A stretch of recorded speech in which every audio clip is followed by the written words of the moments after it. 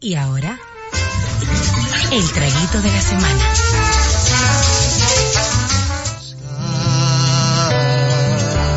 Eso es que tú tienes tu intro, mamá.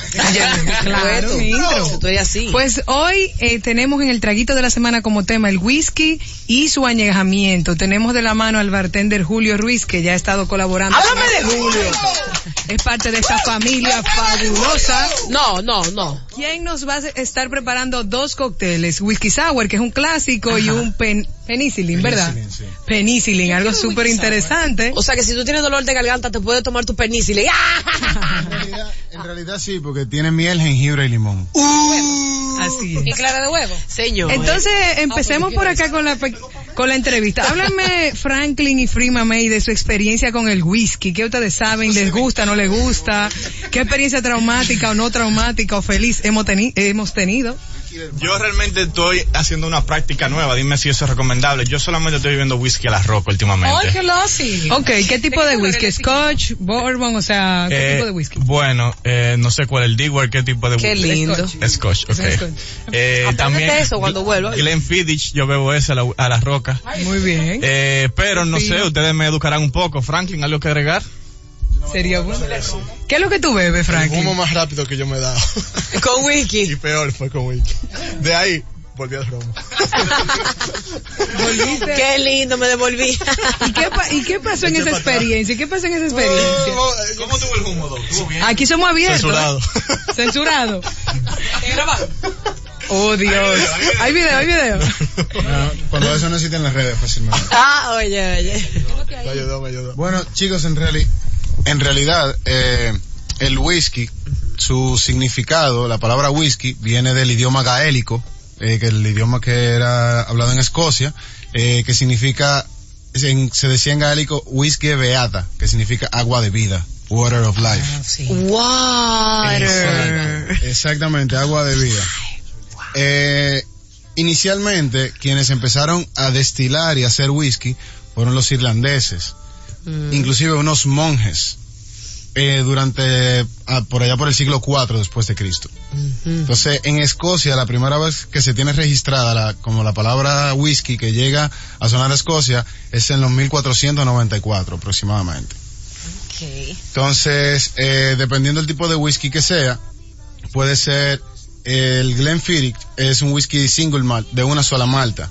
Entonces tenemos el whisky escocés, es por mucho el whisky más vendido del mundo, es una mezcla de diferentes maltas, o sea, de diferentes tipos de malteado. Cuando me refiero a malta, es el proceso de la cebada, que es la materia prima, igual que la cerveza. Hay mucha gente que dice que el whisky es una cerveza destilada, porque se hace la misma materia prima. Entonces, exactamente, la cebada. Entonces el proceso del malteado es como el tostado del grano de café, que dependiendo la intensidad del tostado será el café que tú vas a tener. Igual forma pasa con el whisky, y si se fijan con la cerveza, las cervezas oscuras tienen un tostado oscuro. Entonces, la diferencia del whisky es que para el malteado hay fabricantes que queman turba. La turba es lo que le da el ahumado al whisky, lo que queda el resultado final. Okay. Porque ese proceso, la cebada se sumerge en agua para que la semilla empiece a germinar. Entonces ese proceso se detiene poniéndola a secar hasta por 2 días, la cebada. Luego ya de ahí se fermenta y se destila. Okay. Entonces cada whisky que nosotros tenemos en particular, es importante que sepan que el mejor whisky es el que a usted más le guste. Como el vino. El mejor whisky es el que a usted más le guste. ¿Por qué? Porque cada resultado final es lo que quiere ese productor lograr. Cada resultado, cada botella es lo que ese maestro mezclador, que por lo regular en los whiskies mayores de 12 y 18 años, tienen el nombre de esa persona en la etiqueta. Entonces, yendo con el añejamiento, cuando vemos que un whisky tiene 8, 12 o 18 o 21, 25, hasta 35 años. Álvaro, ese caro, ¿verdad? Muy caro. Significa que en la mezcla de esos whiskies, el más joven ha pasado ese tiempo añejado en barrica. El más joven. 8 años está bien. Exacto. Es un tiempo. Exacto, pero los whiskies de 8 años por lo regular no tienen ese grado de añejamiento, que, o sea, como que ese sabor, exactamente, ese sabor tan complejo que da un poco más tiempo de añejamiento en barrica. Entonces, ¿qué es lo que pasa en la barrica?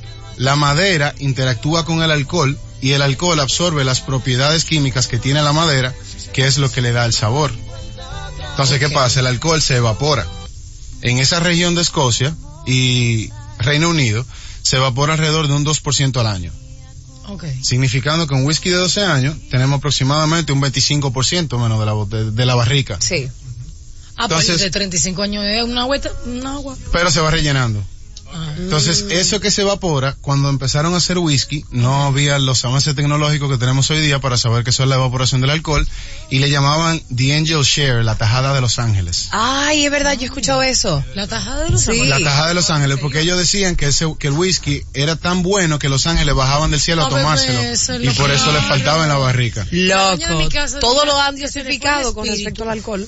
Exactamente, muchas cosas se le atribuían a poderes sobrenaturales, pero era porque no contábamos con la tecnología. Entonces, en el caso del bourbon, que es el whisky americano, ese empieza a producirse después de una gran migración que se dio de irlandeses hacia América en los 1700, 1800. Ellos sabían hacer whisky, pero tenían el maíz como base, porque era un cereal muy barato, sigue siendo. Entonces, el whisky tiene muchas regulaciones. Al igual que la tequila, se recuerdan que lo hablamos, que tiene, entonces, en el caso del whisky, para ser escocés, tiene que estar añejado un mínimo de 3 años en barrica de roble, americano o europeo, pero un mínimo de 3 años, para poder ser llamado whisky escocés, por ley. Por ley. En el caso del bourbon, una de esas regulaciones es que la barrica debe ser nueva, sin uso previo, y que tiene que ser por lo menos un 51% de maíz. Si tú le quieres agregar centeno, cebada, cualquier otra cosa, pero por lo menos un 51% de maíz, para que sea bourbon. Ok, ¿y qué tanto se rehusan esas barricas luego de? Bueno, por lo regular las barricas que más se utilizan son las de la industria del bourbon, porque por la regulación de que tienen que ser nuevas, entonces las barricas de bourbon son compradas por productores de ron, productores de whisky, creo que las de Jerez también tienen que ser nuevas, las de Jerez se utilizan mucho para añejar, por ese toque dulce de ese vino, para pasárselo al espíritu que se está añejando ahí en la barrica. Entonces, inclusive el añejamiento se descubrió por accidente, porque el brandy es el primer destilado del mundo, y se usaba, lo almacenaban en barricas para transportarlo. Entonces, cuando llegaban al destino, que lo sacaron, vieron que ya no había la necesidad de diluirlo, como pasaba, que salía más suave, salía con otro color. Entonces fueron empezando a almacenarlo en barrica y fueron notando esos cambios que causaba el efecto de la barrica. Entonces eso hizo que la gente empezara a tomar esos espíritus ya añejados. Y ahí entonces con la coctelería empiezan a jugar muchos sabores según las notas que den las barricas. O sea, un espíritu añejado, tú puedes encontrar notas de vainilla, notas de naranja, notas cítricas, notas dulces como de toffee, caramelo. Si se fijan, cuando huelan algún ron antes de tomárselo, si que te gustan las rocas, pídelo solo y el hielo aparte. Y tómale 2 goticas de agua, huélelo, y tú verás la nota, la nota que te va a dar de aroma. Que le eche 2 goticas de agua. 2 goticas, sí, al ron o cualquier espíritu, puede ser un whisky. Lo vamos a hacer la prueba ahora mismo con este whisky. Tú verás, vamos a poner un poquito, yo le voy a poner un poquitico de agua y tú verás cómo esos sabores, cómo esos aromas empiezan a soltar. Yo tengo una pregunta. Vamos a ir ejecutando porque estamos secos aquí. Yo hoy es viernes y el cuerpo este es el momento en que Pamela dice, qué perla. Qué perla, mi amor, toda una belleza. Miren, es bueno que sepan que básicamente se hace a base de cereal, como dijo Julio. Los cereales que se usan son cebada, trigo, centeno y maíz. Estos son los cereales que se usan para hacer el whisky. Ok. Sí. ¿Ustedes saben lo que significa germinar? ¿Por qué él habló de germinar? Sí, claro. En este proceso. La habichuelita que nos ponían en el colegio. Que una habichuelita. Bueno, imagínense que todos estos cereales son cereales duros, ¿verdad? Y básicamente necesitan ablandarse para poderle sacar el tema del almidón, el azúcar, para hacer el proceso de fermentación, ¿verdad? Proceso mediante el cual la levadura transforma el azúcar en alcohol. Porque todo destilado, como es el whisky, primero pasa por un proceso de fermentación. Claro que sí. Entonces, ¿qué pasa? Para ablandar esos cereales, se hace el proceso de germinar. Se le pone en agua tibia para que ellos ablanden y la semilla germine. Cuando ustedes se acuerdan que la bichuelita se ablanda y ahí comienza a salir la raíz. Entonces eso es lo que pasa con todos estos cereales, que es un dato muy bastante interesante, curioso. Wilson tenía una pregunta. Adelante, Wilson Cabral. Tengo miedo yo. Se me olvidó. Anda. Tengo miedo. Yo tengo una pregunta. Dale. Adelante, ¿Cuántos años de añejamiento? Tú dices que 8 es muy poquito. O que no muy poquito, sino que no tiene todavía toda la propiedad del barril. Es el mínimo. El mínimo. Pero cuando tú, a partir de 12, ¿cuándo tú recomiendas que más o menos de que ahí está listo? Bueno, un whisky, promedio, un whisky de añejamiento de 12 años. 12. Que es la mayoría, por ejemplo, si hay la mayoría de los whiskies del mercado que más salida tienen son los de 12 años. Ok, si es de 8 ya no va a beber. Como y lo que se le parecen. Ah, chulísimo. Qué apro. El porciento de volumen alcohólico va desde 40 hasta un 62% de volumen. Ese es el más alto, pero el promedio es 40. Eso ustedes saben lo que quiere decir, ¿verdad? Que de la botella, ya yo le he explicado, que de esta botella, cuando se habla del porciento de volumen alcohólico, el 0.5 vendría siendo la mitad. Entonces, si tiene un 40, como en este, que tiene, dice 40%, entonces lo dividimos en mitad y el 40 tendría de alcohol algo así. Okay. O sea, lo demás es agua y los otros ingredientes. Sí, claro. Entonces, imagínense que es mucho contenido alcohólico. Alcohólico, por Así supuesto. Es. Que nos explique aquí, Julio, qué es lo que, cuál es. Mira, pero vamos a hablar de estos cócteles, pero sí me gustaría saber, ¿con qué tantos cócteles se pueden preparar con whisky? Un montón. ¿Más que con ron? No. Sí. Mira, la realidad es que el primer cóctel que de donde parten la mayoría de lo que compone el ADN de un cóctel es el Old Fashioned. Es un cóctel hecho con bourbon.